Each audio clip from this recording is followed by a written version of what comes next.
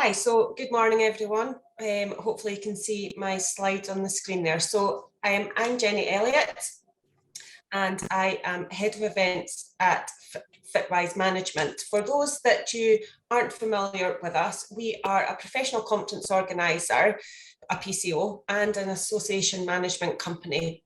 Our clients are predominantly associations and charities. And what comes with working with this sector is the need to heavily question every decision from a financial and practical perspective. And with hybrid events becoming a buzzword within the events industry following the COVID lockdowns, we've spent a lot of time with clients establishing if a hybrid event is indeed the right route for them. So I'm going to be looking at this and really discussing with you whether your event needs to be hybrid. In terms of our credentials, when it comes to being sufficiently qualified to talk about this topic, we've delivered hybrid events for over 10 years in collaboration with Talking Slides, who you'll hear from shortly. And over the past 18 months, we've contributed to event industry roundtable discussions, we've spoken at industry events and participated in expert panel sessions. We've also written articles on hybrid events, which we'll share at the end if you wish to know more.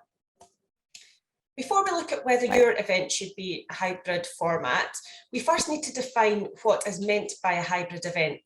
At Fitwise, we define a hybrid event as a physical event with an online presence. It is this online presence element which is open to interpretation, and deciding how this fits into your event is key to getting a hybrid event right. To highlight how diverse a hybrid event can be, I'll give you a quick taster of some of the different formats of hybrid events that we've held in the past.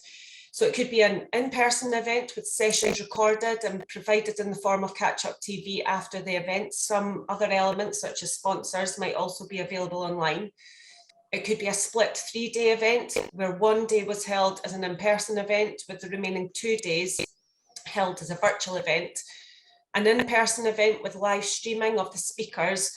None or some of the other event elements could also be made available online, for example, a virtual exhibition hall and scientific posters. Speakers could also attend in person, deliver their presentations to an empty room with the full audience actually viewing online. And all of these examples are what we would call hybrid events. But most importantly, a hybrid event is unlikely to be a full-on physical event with an adjacent full-on virtual event.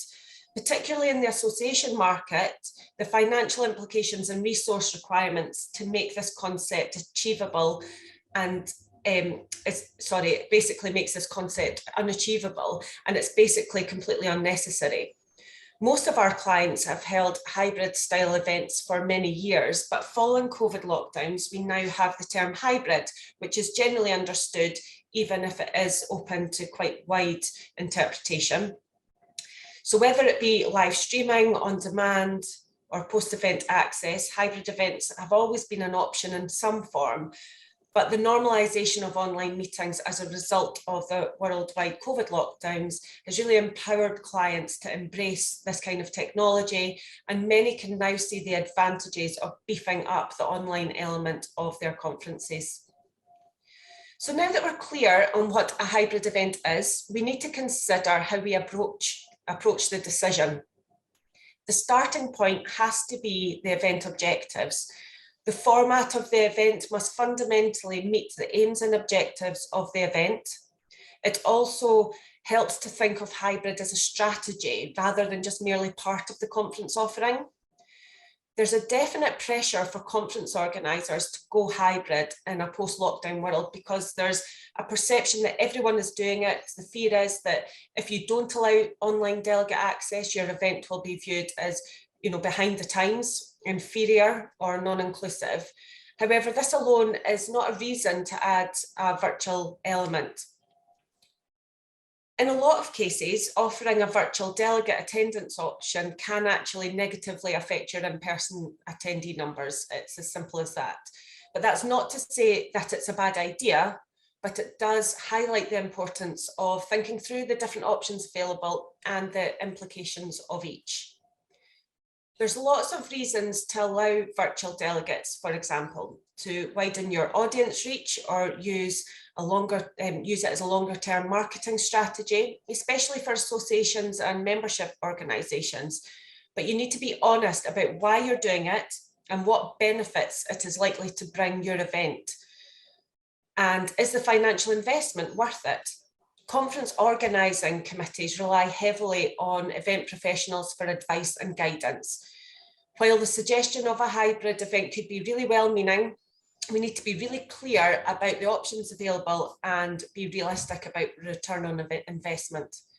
Fundamentally, we really need to probe and question every aspect of the event in order to make a decision. So this brings us to what is essentially a consultation period where we establish whether it would be beneficial to add a virtual aspect to the in-person event, therefore making it hybrid.